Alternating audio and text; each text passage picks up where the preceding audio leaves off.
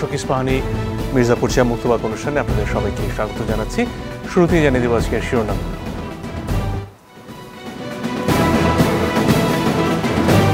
ঝালকাঠিতে truck চাপায় একই পরিবারের ৬ জন সহ নিহত ১৪। বছরে সড়কে ৫,০০০-এর বেশি মৃত্যু।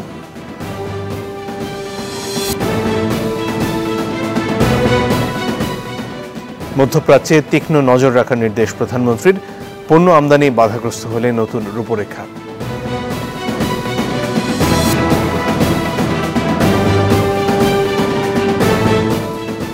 ঐতিহাসিক মুজিবনগর দিবসে প্রধানমন্ত্রীর শ্রদ্ধা। অপশক্তি প্রতিহতের ডাক আওয়ামী লীগের।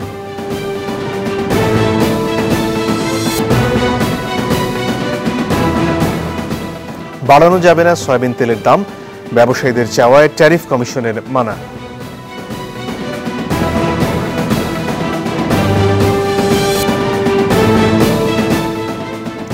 দেশ জুড়ে তীব্র গরমে হাঁসফাঁস জনজীবন। শুক্রবার থেকে আরও বাড়তে পারে তাপমাত্রা।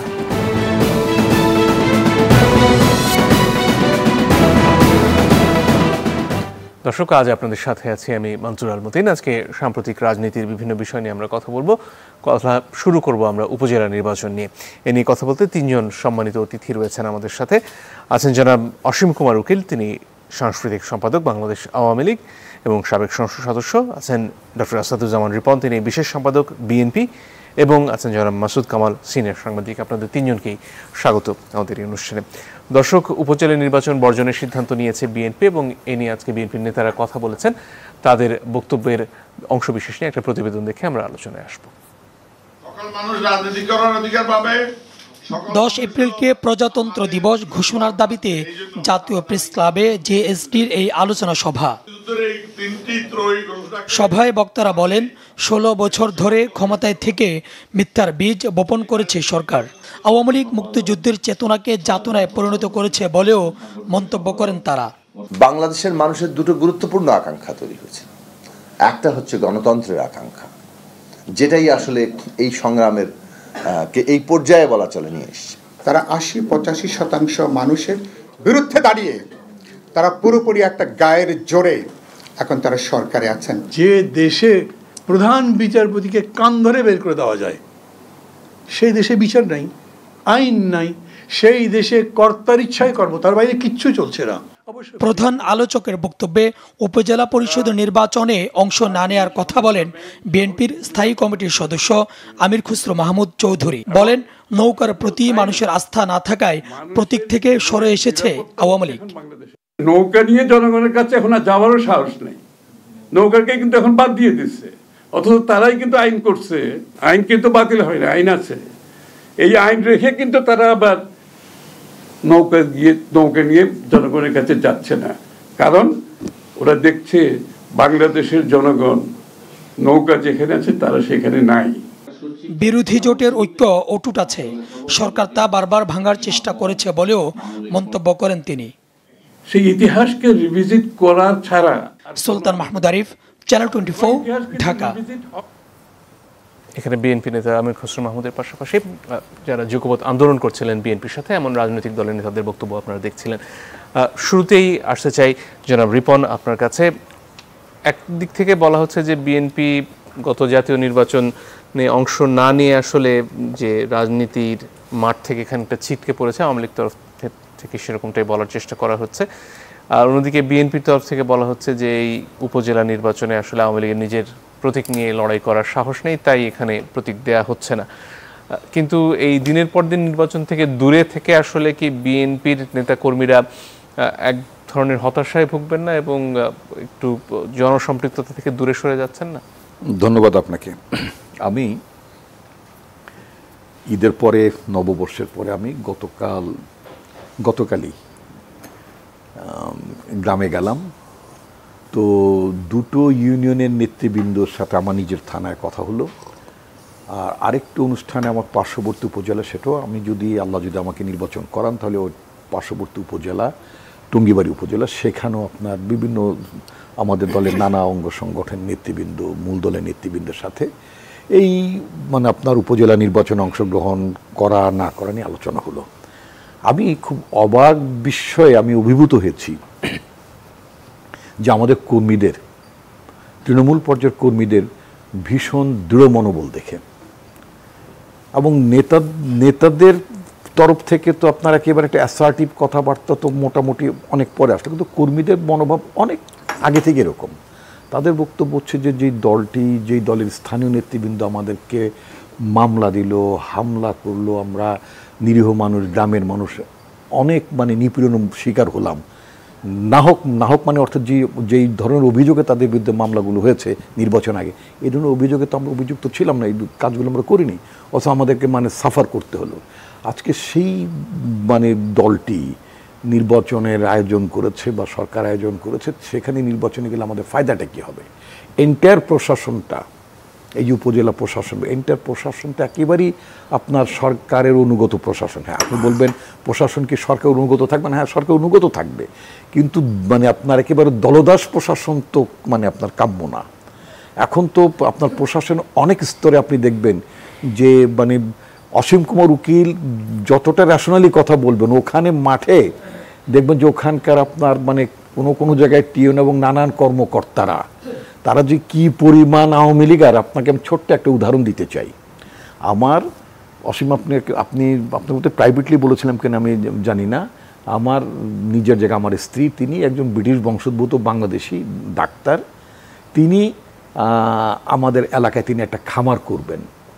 সকল সরকারের কিন্তু একটা বিঘোষিত নীতি আছে যে 1 ইঞ্চি জায়গা খালি রাখা যাবে না। বর্তমান প্রধানমন্ত্রীও কিন্তু তার ওই মানে কৃষি মানে চাষাবাদে তারও বিঘোষিত নীতি এইটা। তো তিনি, আমার স্ত্রী, ওই খামারের জন্য তার মানে আপনার কৃষি সেচের দরকার, তিনি আবেদন করলেন। কৃষি সেচের জন্য একটা বিদ্যুৎ সংযোগ লাগবে, এবং এন্টায়ার উপজেলায় she was the only applicant, উনি ছাড়া দ্বিতীয় কোনো অ্যাপ্লিক্যান্ট গত 10 বছরে কেউ ছিল না। কিন্তু আজ পর্যন্ত অনুমোদনটি দেওয়া হয়নি, ফাইলটা ফেলে রাখা হলো।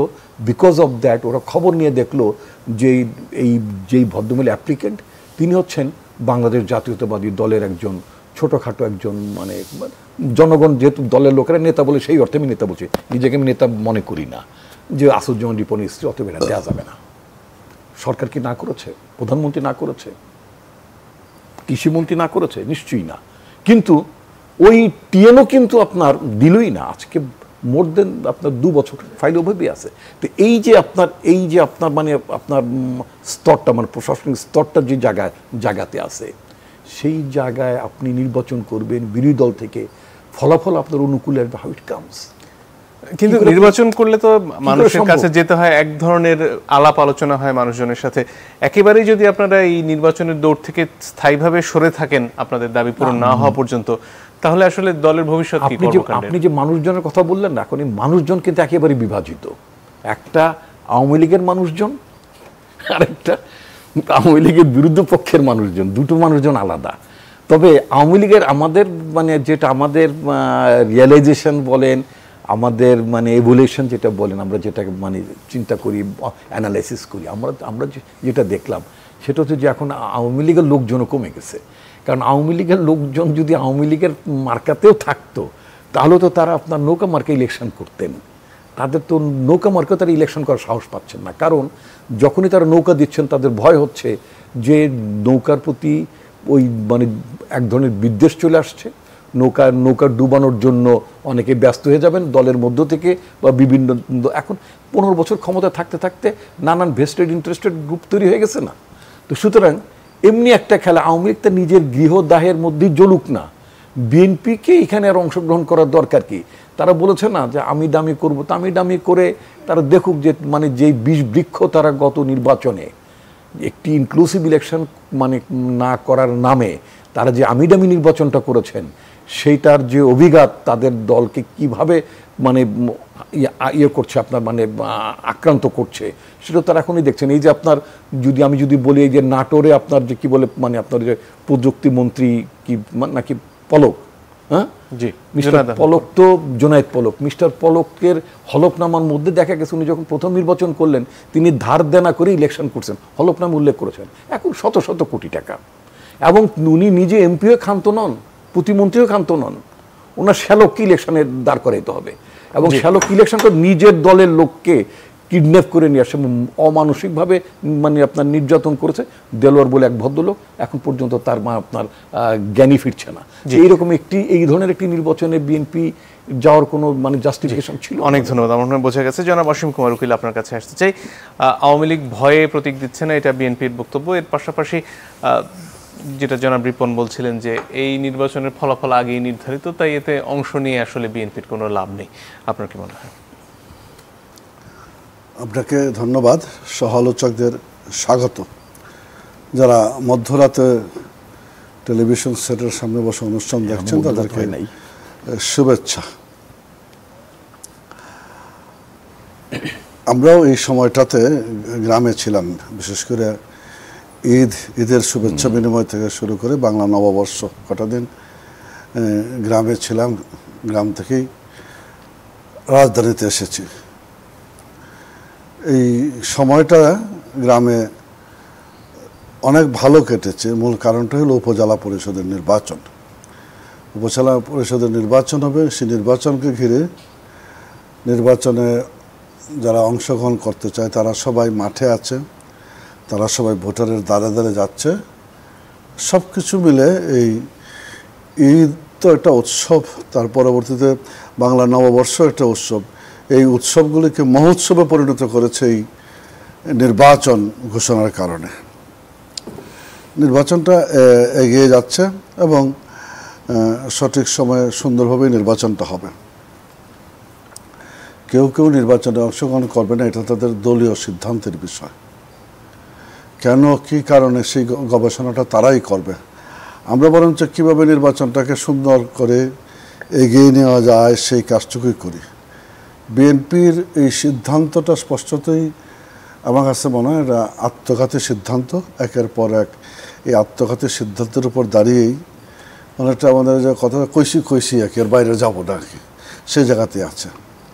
কিন্তু মানুষ নির্বাচনমুখী, নির্বাচনে অংশগ্রহণ করতে চায়, নির্বাচনে অংশগ্রহণ করবে, সবাই মিলে এগিয়ে যাবে।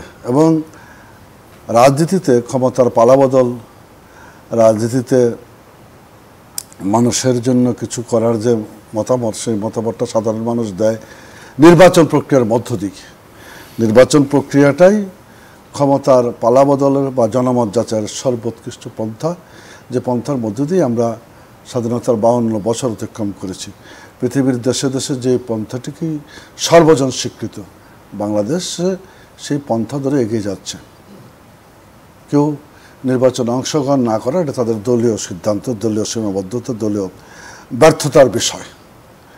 সেই ক্ষেত্রে আমাদের দিক থেকে কিছু করণীয় আছে, ঠিক বিষয়টা আমার কাছে তা মনে হয় না। সবাই মিলে উদ্যোগী হয়ে নির্বাচনকে আরও কীভাবে সুন্দর করা যায় সেই চেষ্টা করা যেতে পারে। কিন্তু আপনি নির্বাচন করবেন না, সেটা আমি করাবো কী করে, সেটাও সম্ভব না। কিন্তু এতে করে অনেকে বলছেন যে এই নির্বাচনগুলো আসলে আওয়ামী লীগের ভেতরের নির্বাচন, দলীয় কাউন্সিলের মতো হয়ে যাচ্ছে, ফলে এটা যে আসল উদ্দেশ্য নির্বাচনের সেটা থাকছে না। না, সেই আলোচনাটা তো থাকতেই পারে।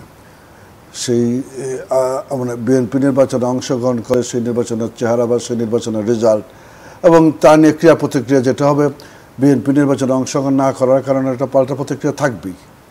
কিন্তু সেখানেও বিশ্বাস করি যে ম্যাক্সিমাম ভোটারের উপস্থিতি প্রত্যেকটা নির্বাচনকে প্রাণবন্ত করে তুলছে। জনগণ সাথে আছে, তার প্রমাণটাই হলো এটা যে নির্বাচনগুলি হচ্ছে এবং নির্বাচনের মেয়াদ পূর্ণ করছে, অর্থনীতির সূচকগুলি ঊর্ধ্বমুখী হচ্ছে, দেশটা এগিয়ে যাচ্ছে সম্মুখ পানে।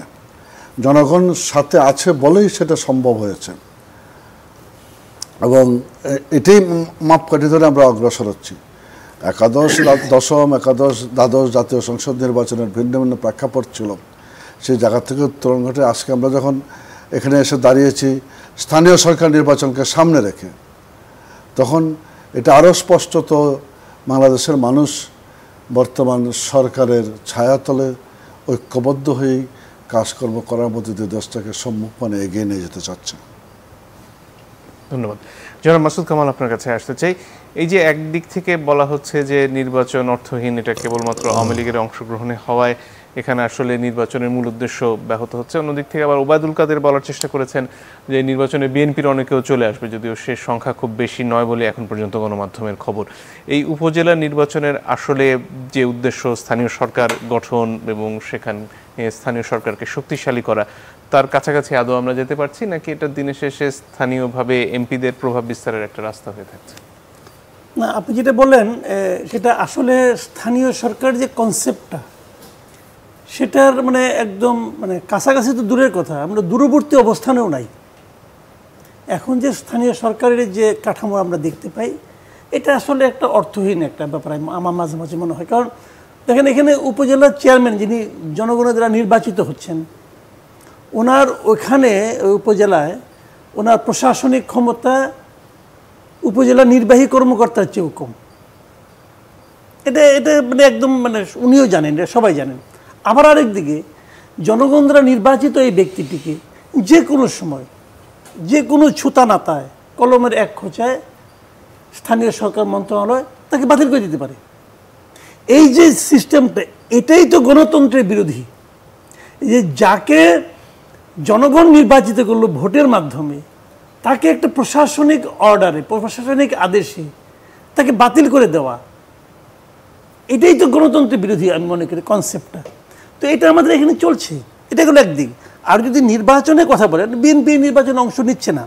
শুনেন, বাংলাদেশে একটা জিনিস কি, এটা আপনাকে মানে আমরা যেটা বাস্তবতা যেটা বলি আর কি, আপনার কাছে ভালো লাগুক আর না লাগুক এটাই বাস্তবতা, যে বাংলাদেশের নির্বাচনে যদি আওয়ামী লীগ বিএনপির যে কোনো একটা দল অংশ না নেয়, সেটা ভার্চুয়ালি কোনো নির্বাচনই না, ওটা কোনো নির্বাচনই। আমি নির্বাচনের পর্যায়ে এই দুই দলের যে কোনো একটা দল অংশ না নিলে ওটাকে আমি নির্বাচন মনে করি না। উকিল যেটা বলছিলেন যে বিএনপি যদি স্বেচ্ছায় না আসে তাহলে সেটার দায় তারা কেন নেবেন দল হিসেবে? না, তারা তো নেবেন না, তাদেরকে আমি নিতে বলছি না। বিএনপির পার্টটা তারা হয়তো নেবেন, ওটা বিএনপি নেবে পার্টটা। বাট আমার প্রশ্নটা হলো কি, যে বিএনপি কখনোই আসছে না, কিন্তু আপনি কি কখনো জানতে চেয়েছেন, কখনো বুঝতে চেয়েছেন যে বিএনপি কেন আসছে না? এবং না আসার পেছনে বিএনপি যে কারণটা দেখাচ্ছে, সেই কারণটা কি হাস্যকর, সে কারণটা কি অযৌক্তিক, কখনো আলোচনা করেছেন? কারোর সঙ্গে আলোচনা করেছেন? আপনি একা একা ভাবছেন। দেখেন, একটা জিনিস হলো কি, সরকারে আপনি আছেন, কিন্তু মাথায় রাখতে হবে সরকারে আপনি আছেন, আপনার দাওয়াতে একটা দল বড় দল আসছে না। কেন আসছে না?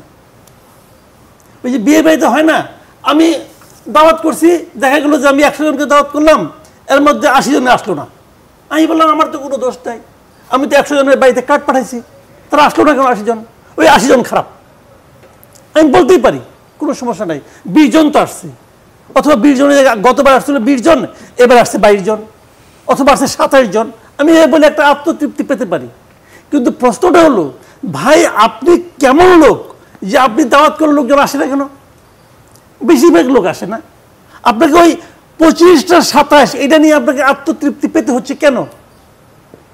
আপনি পারছেন না, আপনি সে আস্থার জায়গাটা তৈরি করতে পারছেন কেন? 2018-কে আসে না বিএনপি?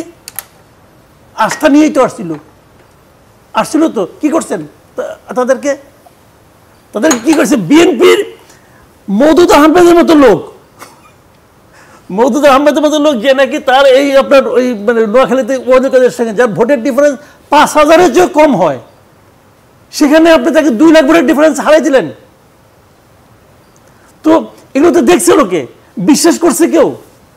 যে জিতছে সেও কি বিশ্বাস করছে এত ভোটকে আমি পেতে পারি? তো এটা তো মানুষ দেখেছে।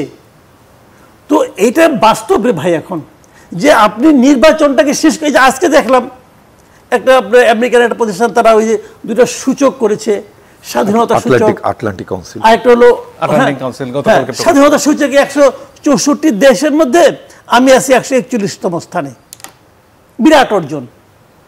বলতে পারেন আপনি, কই আমি তো 64 থেকে 141 আছি, এখনো তো আমি 23টা জায়গায় আমার পরে আছে অনেকে।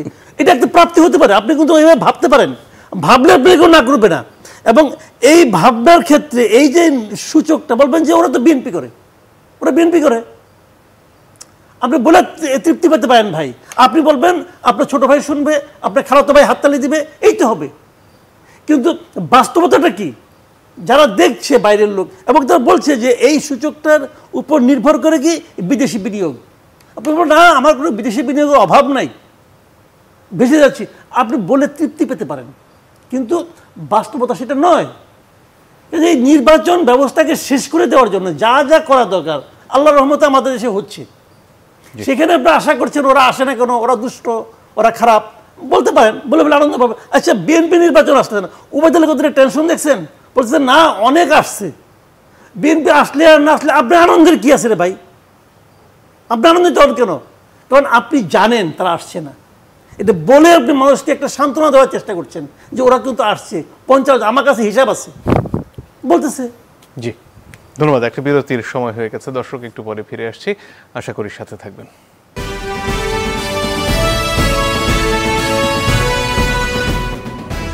দর্শক আপনারা দেখছেন ইস্পাহানি মির্জাপুর চা মুক্তবাক। ফিরে আসবো জনাব অসীম কুমার উকিল আপনার কাছে। আটলান্টিক কাউন্সিলের সূচকের কথা একটু আগে জনাব মাসুদ কামাল বলছিলেন, এই যে সূচক সেখানে সুশাসনের কথা বলা হচ্ছে এবং স্বাধীনতার কথা দুটোই এসেছে। কদিন আগে সাবেক আইজিপি বেনজিরের ব্যাপারে একটা প্রতিবেদন ছাপা হয়েছে একটি গণমাধ্যমে, সেখানে তার বিপুল পরিমাণ অর্থের খোঁজ দেওয়া হয়েছে এবং বলা হচ্ছে তার যে আয় তার সাথে এই সম্পদের কোনো সামঞ্জস্য নেই। এখন পর্যন্ত এ নিয়ে সরকারের কোনো তদন্তের কথা সেভাবে প্রকাশিত হয়নি। এই ঘটনাগুলো কি আসলে দেশের সুশাসনের অভাবের প্রমাণ হিসেবে তুলে ধরা হয়? না, কোনো একটি ঘটনা ঘটতেই পারে, এটা নিয়ে ওভারঅল আমি কনক্লুশন ড্র করার সুযোগ আছে বলে মনে করি না। তবে এই জিনিসগুলি, হ্যাঁ, যে সময় ঘটনাটা ঘটেছে পুলিশের সাবেক আইজিপি বেনজিরের, আমি সময় আসলে দেশের বাইরে ছিলাম। আমি দেশের বাইরে থেকে যতটুকু শুনেছি, দেশে এসে দেখলাম যেটা মানে আলোচনার টেবিলে নাই, হয়তো নাই, কিন্তু এগুলি আসলে যেভাবে কাজকর্মগুলি চলে কি দুদকের মধ্য দিয়ে এই কাজকর্মগুলি এগিয়ে যায়, হয়তো এগিয়ে যাচ্ছে। নিঃসন্দেহে যেটুকু এসেছে এগুলি প্রকাশ্যে আসা উচিত, অবশ্যই তদন্তের দাবি রাখে, সামনে এনে এগুলি নিয়ে কথা বলা দরকার। যেটুকু এসেছে তার উপর ভিত্তি করে, যা আসেনি তা নিয়ে তার কথা বলার সুযোগ নেই। এরকম এই যে সূচকে বাংলাদেশ পেছাচ্ছে এবং পাকিস্তানেরও বেশ খানিকটা পেছনে, ভারতেরও পেছনে, এগুলো কি আওয়ামী লীগকে উদ্বিগ্ন করেন এবং এর কারণ কি অনুসন্ধানের চেষ্টা করেন? অবশ্যই, কারণ ওবায়দুল কাদের কালকেও বলেছেন যে তারা আসলে প্রশ্ন করবেন মার্কিন যুক্তরাষ্ট্র কতটুকু পিছিয়েছে এই সূচকে, তাদের গণতন্ত্রের এই আলোচনাগুলি আছে। মানে তার মানে এটা নয় যে আমরা এগোতে চাই না, আমরা অবশ্যই অগ্রসর হতে চাই। অগ্রসর হতে চাই বলেই আমরা সামগ্রিকভাবে সব কিছু নিয়ে চিন্তা ভাবনা করছি, কাজকর্ম করছি। বা সরকার চেয়েছে, সরকার চায় বলেই পুলিশের সাবেক আইজি বেনজিরের ঘটনাটা সামনে এসেছে এবং আমি বিশ্বাস করি এটার উপর বিশেষ করে তদন্ত কাজে অগ্রসর হচ্ছে। সরকার অবশ্যই চায়, আমরা অবশ্যই, আপনি যেটাকে সুশাসন বলতেছেন সেই জায়গাটা অবশ্যই আমরা ধরতে চাই, কারণ আমরাও সবাই মিলেই তো ভালো থাকতে চাই। আমরা সবাই যার যার অবস্থান থেকে কাজ করছি ভালো থাকার জন্য। এই যে কথাবার্তাগুলি বলছি এই উপজেলার চেয়ারম্যান, কারণ আমি ব্যক্তিগতভাবে বিশ্বাস করি উপজেলা স্থানীয় সরকার প্রশাসন যত বেশি শক্তিশালী হবে, পার্লামেন্ট তত বেশি শক্তিশালী হবে, তত বেশি প্রশংসিত হবে, তত বেশি। এখানে প্রশ্নটা তোলা হয় কি যে এক ধরনের দায় মুক্তির সংস্কৃতি তৈরি হয়েছে বলে অনেকে অভিযোগ করেন। ধরুন এস আলমকে কেন্দ্র করে যে ঘটনা, ইসলামী ব্যাংকের লোপাটের খবর বিস্তরভাবে এসেছিল পত্রিকায়, কিংবা বেসিক ব্যাংকের ব্যাপারেও অনেক প্রশ্ন ওঠার পরেও তার সাথে যারা জড়িত তাদের ব্যাপারে ব্যবস্থা নেওয়া হয়নি। এখন আবার সেগুলো ব্যাংকগুলোকে একসাথে করে খানিকটা সমস্যার সমাধানের চেষ্টা করছে কেন্দ্রীয় ব্যাংক, কিন্তু যারা দায়ী তাদের বিরুদ্ধে আসলে দিনের শেষে কতটুকু ব্যবস্থা নেওয়া হয় সেই প্রশ্নটা উঠছে। সেটা থাকবে, কিন্তু মানে অর্থনীতির ক্ষেত্রে যে অনেকগুলি পদক্ষেপ গ্রহণ করা হয়েছে এটা তো সত্যি। পদক্ষেপগুলি গ্রহণ করা হয়েছে বলেই এক বছর যে ডলারের রেট ছিল 124, 25, 26 টাকা, সেই ডলার এখন 160 টাকা, 8 টাকায় এসেছে। এটা নিয়ন্ত্রণ, একীভূতকরণ নিয়ে পক্ষ বিপক্ষে নানা মতামত আছে, কিন্তু আমাদের দিক থেকে অর্থাৎ সরকারের দিক থেকে অর্থনীতির ক্ষেত্রে একটা শৃঙ্খলা ফিরিয়ে আনার জন্য একটা উদ্যোগ গ্রহণ করা হয়েছে। সেটা পক্ষে বিপক্ষে মতামত থাকবে, কিন্তু আমরা মনে করছি যে এই উদ্যোগটা গ্রহণ করার মধ্য দিয়ে জায়গাগুলিকে এগিয়ে নিয়ে যাওয়া সম্ভব হবে। ঠিক তেমনি এই আলোচনার টেবিলে তো গত 3 মাসে, গত 4 মাসে জায়গাগুলি এসেছে, এস আলম থেকে শুরু করে সবার আলোচনাগুলি এসেছে। আমি বিশ্বাস করি কাজগুলি শুরু হয়েছে, বাট কাজটা সহজ নয়। কতটুকু কঠিন সেটা ভিন্ন। রাতারাতি খুল নড়ছে পাল্টে দাঁড়ানো যাবে না। মানে এখানে বিএনপির তরফ থেকে অভিযোগটা করা হয় বিএনপি নেতাদের ব্যাপারে দুর্নীতি খুঁজতে রাষ্ট্রের যন্ত্রগুলো যতটা তৎপর, এদের ক্ষেত্রে তা নয়। সেটার ব্যাপারে আপনি কি বলেন? না, সেটা হতেই পারে, সেটা অস্বাভাবিক কিছু বাংলাদেশ সেই কালচারে দাঁড়ায় নাই। বাংলাদেশ ব্যাংকের গভর্নর যখন পদত্যাগ করে আতিউর রহমান স্যার একটা ঘটনা প্রেক্ষাপটে, এটাকে কেউ প্রশংসিত করে নাই, বলে নাই যে না কাজটা ভালো হয়েছে। কই যে আমরা বলছিলাম না উনি অনিয়ম করছেন এই জন্য পদত্যাগ করেছেন, কিন্তু পদত্যাগের কালচারটা বাংলাদেশে নাই। ডক্টর আতিউর রহমান স্যার এই জায়গাটা তৈরি করেছেন, সবাই মিলে জায়গাটাকে দাঁড়ানো যেত, তাহলে একটা পজিটিভ অ্যাপ্রোচ সবার কাছে নিয়ে যাওয়া যেত। আজকে আর্থিক ক্ষেত্রে বিশৃঙ্খলা, অনিয়ম, ঋণ খেলাপি, গত পার্লামেন্টে দাঁড়িয়ে ঋণ খেলাপিদের তালিকা প্রকাশিত হয়েছে, এটুকুই। এরপরে কি আমরা সবাই মিলে দাঁড়াতে পারলাম ঋণ খেলাপিদের ব্যাপারে ঐক্যবদ্ধভাবে সকল পর্যায়ে? দাঁড়াতে পারিনি। এই সীমাবদ্ধতা আছে সকলেরই। সেই জায়গাগুলি থেকে বেরিয়ে আসতে হবে। সরকারের দিক থেকে উদ্যোগ নেওয়া হয়েছে বলে এই জায়গাগুলি সামনে এসেছে। আস্তে আস্তে জায়গাগুলিতে আরও অগ্রসর হবে বলে আমরা বিশ্বাস করি। জি, ধন্যবাদ। জনাব মাসুদ কামাল, আপনি কি এই উদ্যোগগুলো কোনো খোঁজ জানেন যেগুলোর কথা এইমাত্র জনাব অসীম কুমার উকিল বলছিলেন যে এইসব ঘটনা তদন্ত হচ্ছে বা দুদক তদন্ত করতে পারে, এবং যদি না হয়ে থাকে সেই ধরনের কোনো তদন্ত, তাহলে কি এই ঘটনাগুলো আসলে দিনের শেষে ধামাচাপা পড়ে যাওয়া এবং সুশাসনের ব্যাপারে প্রশ্ন থেকে যাওয়াটাই বাংলাদেশে স্বাভাবিক কিনা? এটাই বাংলাদেশের স্বাভাবিক ঘটনা। কিচ্ছু হবে না, কিচ্ছু হয় না। যে কথাটা দাদা বললেন, অসীমদা বললেন, আমরাই ভুলে গেছিলাম এই ডক্টর আতিউর রহমানের কথাটা। উনি বললেন একটা সুন্দর উদাহরণ তৈরি হয়েছে। আমি কিন্তু তা মনে করি না। বাংলাদেশের ব্যাংক থেকে রিজার্ভ চুরি হয়ে গেল, এত বিশাল অঙ্কের রিজার্ভ চুরি হয়ে গেল, $8 বিলিয়ন। সেই রিজার্ভের জন্য যিনি প্রধান উনি কি করলেন? উনি পদত্যাগ করলেন, শেষ হয়ে গেল। ওনার তো এখন জেলে থাকার কথা, উনি বলবেন যে আমি তো করি নাই, অমুকে করছে, আমি ছিলাম না, আরে ভাই আপনি তো প্রধান, দায়িত্বটা তো আপনার দেখভাল করার, আপনি করেন নাই কেন? আমরা সারা জীবন পত্রিকায় চাকরি করছি, পত্রিকায় কোনো নিউজ দিয়ে যখন মামলা হয় আসামি তো পত্রিকার সম্পাদক হইতো, যে লিখতো সে হইতো, রিপোর্টারও হইতো, সম্পাদক হইতো, কারণ পুরো পত্রিকার দায়িত্বটা ওনার, উনি সম্পাদক। পুরো পত্রিকা ভালো কিছু করলে ক্রেডিট উনি নেন, বাংলাদেশ ব্যাংক ভালো কিছু করলে ক্রেডিট গভর্নর নেয়।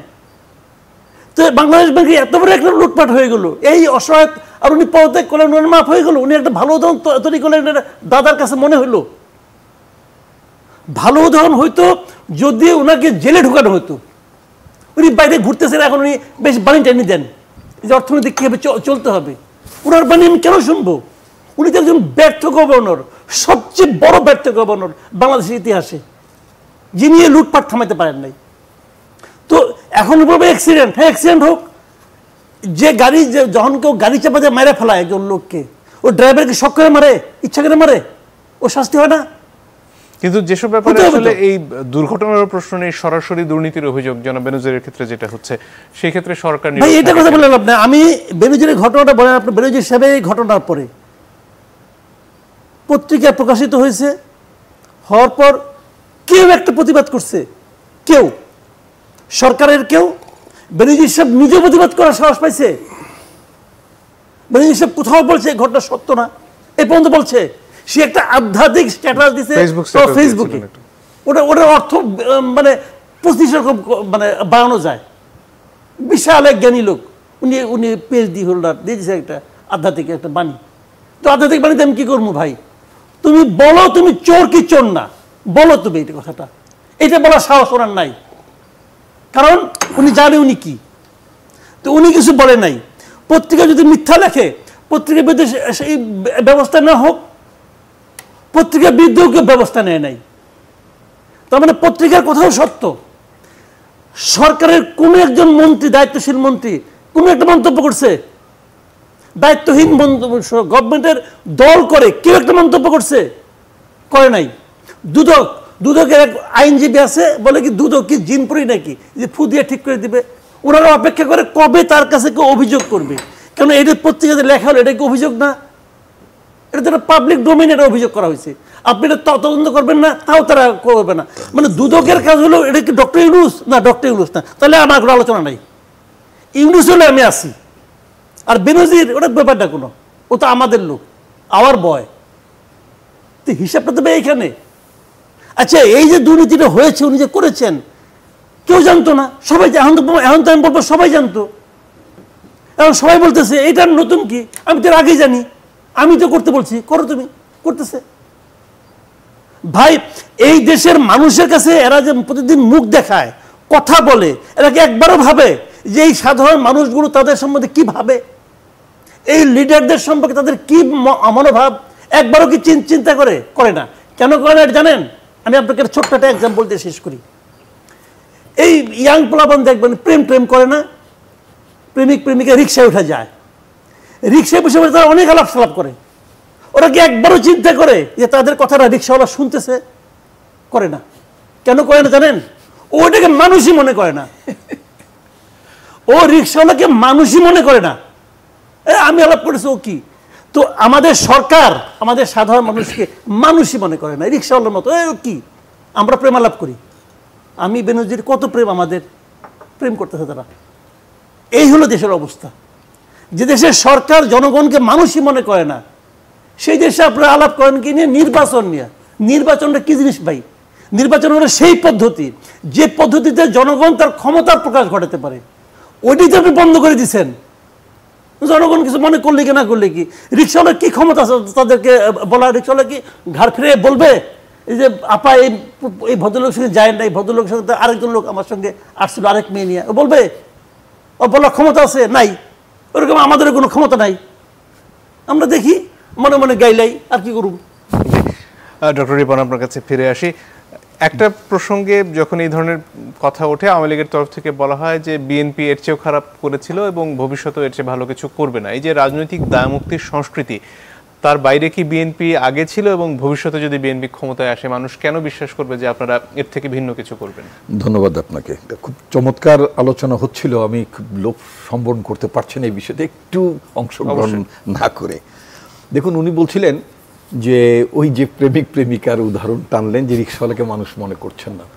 রিক্সাওয়ালাকে মানুষ মনে করছেন করেনি ওরা, ঠিক আছে। আমাদের দেশে তো মানে যে যুবক যুবতী বা মানে অল্প বয়সী ছেলে মেয়েদের উদাহরণ টানলেন, ওদের হয়তো সেই সেন্সের কিছুটা অভাব থাকতে পারে। এই দেশের পলিটিশিয়ানদের কি সেই সেন্সটা আছে? তারা কি মানুষকে মানুষ মনে করে? অনেকে, বিশেষ করে শাসক দলে।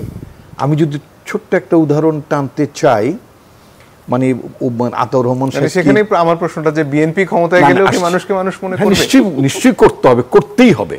তা না হলে ঠিক একই বর্তমান আওয়ামী লীগ যে পরিস্থিতির মধ্যে পড়েছে তার চেয়ে খারাপ পরিস্থিতি, কারণ মানুষ ক্রমান্বয়ে আরো বেশি এডুকেটেড হচ্ছে পলিটিক্যালি। আচ্ছা, তো যেটা বলছিলাম, আতাউর রহমান সাহেব উদাহরণ টানলেও না, আতাউর রহমান সাহেবের জেলে যাওয়ার কথা বললেন উনি, হয়তো আতিউর রহমান না, আতিউর রহমান, সেটা আমি মানে হতেই পারতো। আপনি কি জানেন এই ভদ্রলোক, এই যে আপনার বাংলাদেশ ব্যাংকে যেরকম আপনার $8 বিলিয়ন যে রিজার্ভটা চুরি হয়ে গেল, উনি ঘটনাটা 28 দিন আগে জানতেন। উনি সেটা লুকিয়ে রেখেছিলেন, বলেননি, সরকারকে বলেননি, গোয়েন্দা সংস্থাকে বলেননি। এটা তৎকালীন সাবেক অর্থমন্ত্রী মুহিত সাহেব নিজে এটা ডিসক্লোজ করেছেন।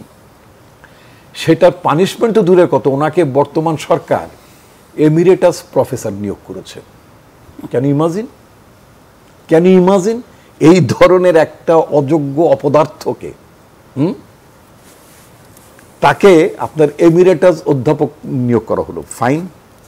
এবার আসেন আপনি মানে আবার সেই যুবক যুবতীদের রিক্সা চড়ার রেফারেন্সে বলতে চাই, did you see mister Obaidul Quader 28 lakh টাকা দামের রোলেক্স ঘড়ি পরে যখন তিনি পোজ দেন দামি স্যুট পরে, এরকম অর্ধশত ছবি ফেসবুকই পাবেন, সব দামি দামি ছবি এবং মডেল নাম্বার সহ দাম উল্লেখ করে আপনার একটি আন্তর্জাতিক মিডিয়া তারা নিউজটা প্রকাশ করেছেন।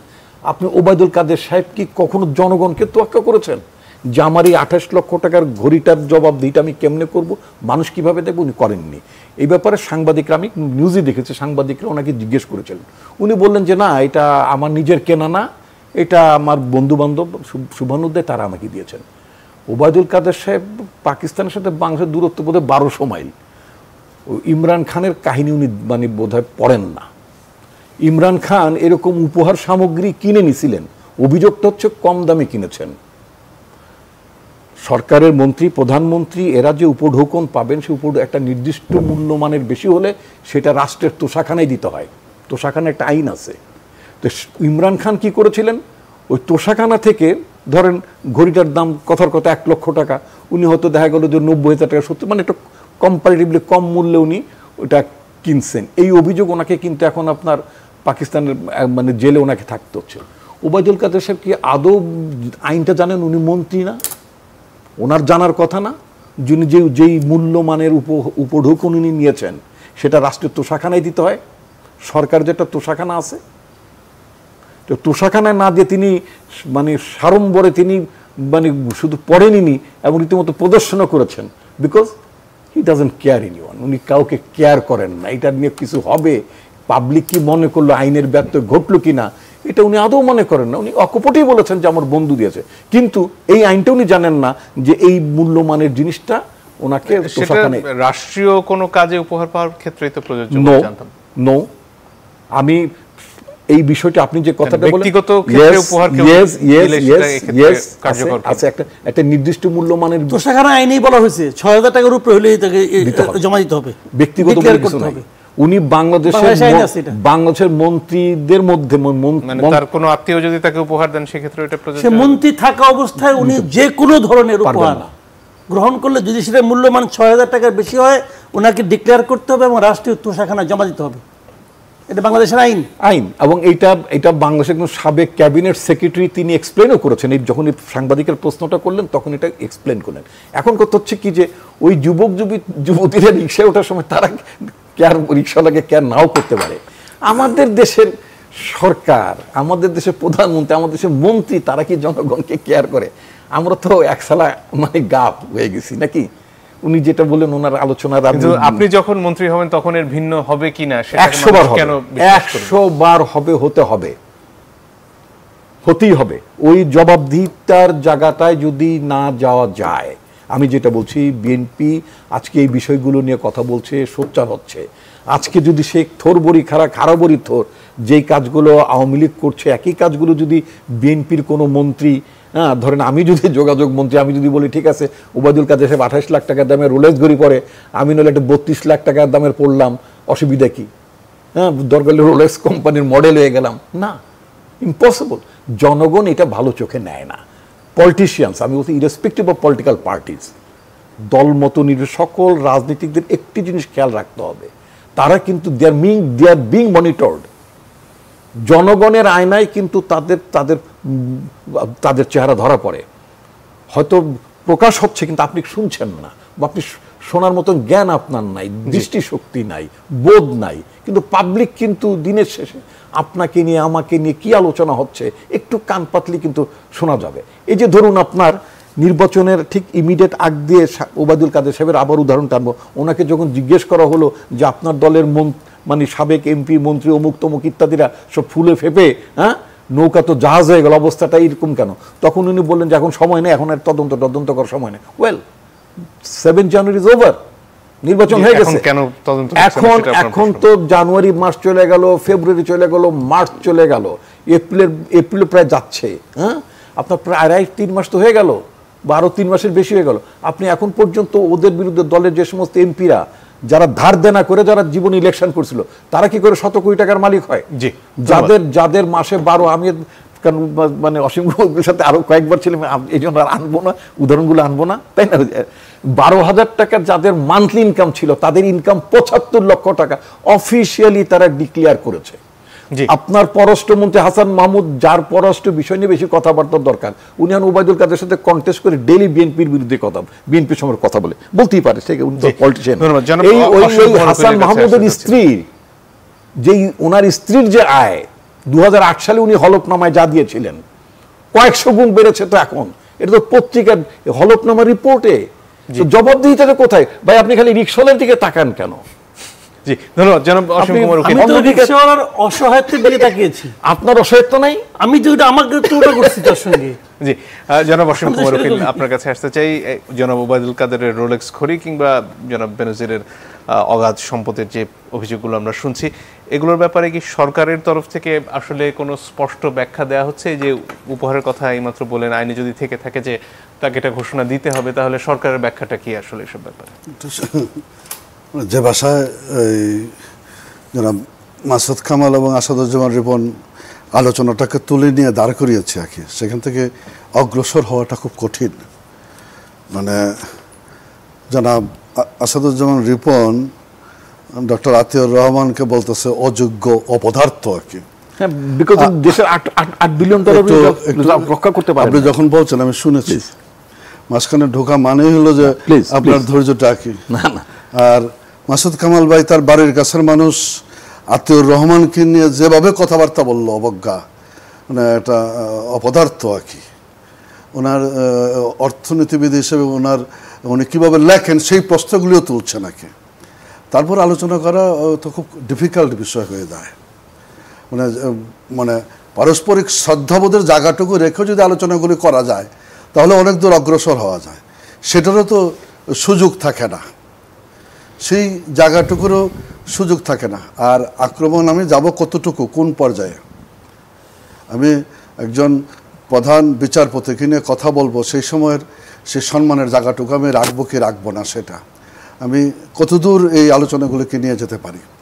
নিঃসন্দেহে ডক্টর আতিউর রহমান অর্থনীতিবিদ হিসেবে দেশে একজন প্রতিষ্ঠিত মানুষ, প্রশংসিত মানুষ, সমালোচিত মানুষ, এই ব্যাপারেও কোনো দ্বিমত নেই, আলোচিত মানুষ। কিন্তু তাই বলে অপদার্থ, অযোগ্য এই ভাষায় যদি চিহ্নিত করিয়া কথা বলি আর কি, তখন আগানো খুব কঠিন বিষয়। সরকারের তোষাখানায় কি দিতে হবে না হবে এগুলি নিয়ে কথা বলাই যেতে পারে। অবশ্যই সর্বজনবিদিত এটা নিয়ম আছে, যে নিয়মটা বাংলাদেশে হয়তো কখনো প্রয়োজন পড়ে নাই, আলোচনার টেবিলে আসে নাই, সম্প্রতি এসেছে বা আসতেছে সামনে, হয়তো জিনিসগুলি নিয়ে কথা বলা যাবে। এগুলি নিয়ে কথা বলা যাবে না তা না, কিন্তু পাকিস্তানের উদাহরণ দিয়ে যখন আসাদুজ্জামান রিপনরা কথা বলে আর কি, ইমরান খানকে যখন গ্রেপ্তার করা হয় তখন পাকিস্তান যেভাবে গর্জে উঠেছিল, পাকিস্তানের সাধারণ মানুষ ইমরান খানের পক্ষে, এটাতে ইমরান খানের পপুলারিটিতেও প্রমাণ পাওয়া যায় যে না, তার পপুলারিটির ছিল। কিন্তু বাংলাদেশে যখন আসাদুজ্জামান রিপনরা বলে যে দেশের সব মানুষ তাদের সাথে, আন্দোলনে শুধু মাঠে নামে না, সেটা স্ববিরোধী জায়গা তৈরি হয় না। বাংলাদেশে তো সত্যিকার অর্থে কারণগুলিকে সামনে রেখে বিরোধী দল বিএনপির তার চেয়ারপারসনের মুক্তির দাবিতে একটি সফল আন্দোলন গড়ে তুলতে পারেনি। বরঞ্চ তারা মানে একজন দুর্নীতিবাজ, চিহ্নিত সন্ত্রাসী মানুষকে দলের সেকেন্ড ইন কমান্ড বানানোর জন্য গঠনতন্ত্র চেঞ্জ করে প্রয়োজনীয় পদক্ষেপ গ্রহণ করে। এরকম অনেক অশুভ বিষয় আছে বাংলাদেশের রাজনীতির যে আজকের এই অবস্থাটা। এই অবস্থাটার জন্য দায়ী কে? অবস্থাটার জন্য দায়িত্ব হলো বিএনপি। রাতের আধারে ক্ষমতা দখল করে, ক্ষমতার ভাগবটারে বসে দল গঠন করে সারা বাংলাদেশে লুটপাটের রাজত্ব তৈরি করা। সর্বশেষ হাওয়া ভবন, প্যারালাল গভর্নমেন্টের ভবন বানায় দুর্নীতির একটা মডেল হিসেবে হাওয়া ভবনকে প্রতিষ্ঠিত করার মধ্যে দিয়ে এগিয়ে যাওয়ার চেষ্টা করা হয়েছে। এখন বাংলাদেশ আওয়ামী লীগের সাধারণ সম্পাদক যেমন ওবায়দুল কাদের বাংলাদেশ ছাত্রলীগের সভাপতি ছিল 1977-78 সালে। জিয়াউর রহমানের কারাগারে বন্দী অবস্থায় ছাত্রলীগের সভাপতি হয়েছিল। বঙ্গবন্ধু রক্তাক্ত বাংলাদেশে দাঁড়িয়ে সারা বাংলাদেশে তিনি একটা সফল ছাত্র আন্দোলন গড়ে তুলেছিলেন সামরিক শাসন, স্বৈর শাসন, মৌলবাদী শাসনের বিরুদ্ধে। উনি মন্ত্রী ছিলেন। প্রথমবারের মতো আমরা দায়িত্ব প্রাপ্তির পর 96-এ 3টা মন্ত্রণালয়ের দায়িত্ব ছিলেন, যুব ক্রীড়া সংস্কৃতি,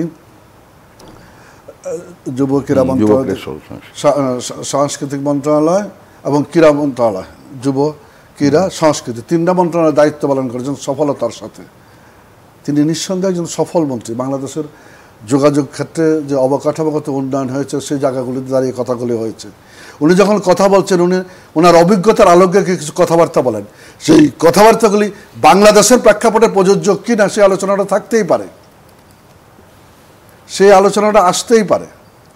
কিন্তু একেবারেই মানে সুনির্দিষ্টভাবে, মানে আমরা নিজেরাও দেখেছি নির্বাচনের মাঠে গিয়ে খেলা হবে, এই স্লোগানটাই সবচেয়ে জনপ্রিয় স্লোগান ছিল দ্বাদশ জাতীয় সংসদ নির্বাচনে।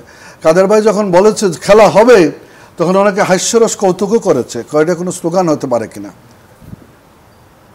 সেই জায়গাগুলি তো আলোচনার টেবিলে নিয়ে আসতে হবে সামগ্রিকভাবে সব কিছু মিলে। আজকে বললাম তো যে গত পার্লামেন্টে দাঁড়িয়ে আমরা ঋণ খেলাপিদের তালিকা প্রকাশ করেছি পার্লামেন্টে। সেই ঋণ খেলাপিদের বিরুদ্ধে সারা বাংলাদেশে কেউ কি কোনো একটি সফল আন্দোলন গড়ে তুলতে সমর্থ হয়েছে? হয়নি, যায়নি, প্রশ্নই ওঠে না দিকে যাওয়ার। আমরা তো বলছি যে আমরা তো প্রয়োজনীয় পদক্ষেপ নিচ্ছি, আমরা এগিয়ে যেতে চাই, কিন্তু গণতান্ত্রিক কাঠামোকে শক্তিশালী করা, জবাবদিহিতার জায়গা তৈরি করতে হলে দেশের ক্রিয়াশীল রাজনৈতিক দলগুলিকে, নিবন্ধিত রাজনৈতিক দলগুলিকে, যারা দেশ পরিচালনা করেছে, যারা দেশ পরিচালনা করতে চায়, তাদের সকলকে দায়িত্ব নিয়েই এগিয়ে আসতে হবে, তাহলে এই জায়গাগুলিতে সম্ভব। এর বিকল্প কোনো রাস্তা আছে বলে আমি মনে করি।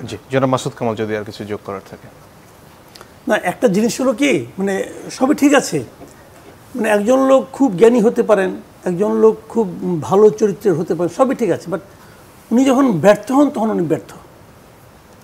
আমি কিন্তু আতিউর রহমান সাহেবের জ্ঞান কতটুকু আছে, লেখাপড়া উনি কেমন করেন, কেমন প্রফেসর ছিলেন, এগুলি আলোচনা করছি না।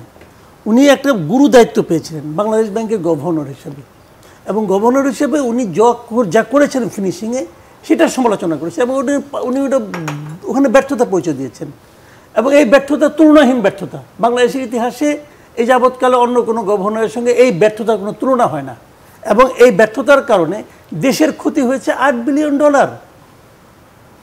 উনি লোক ভালো, ওনার চেহারা ভালো, উনি কথা বলেন ভালো, এতে আমাকে $8 বিলিয়ন ক্ষয়ের ক্ষতির দুঃখ মিটে যাবে ভাই? মিটে যাবে না।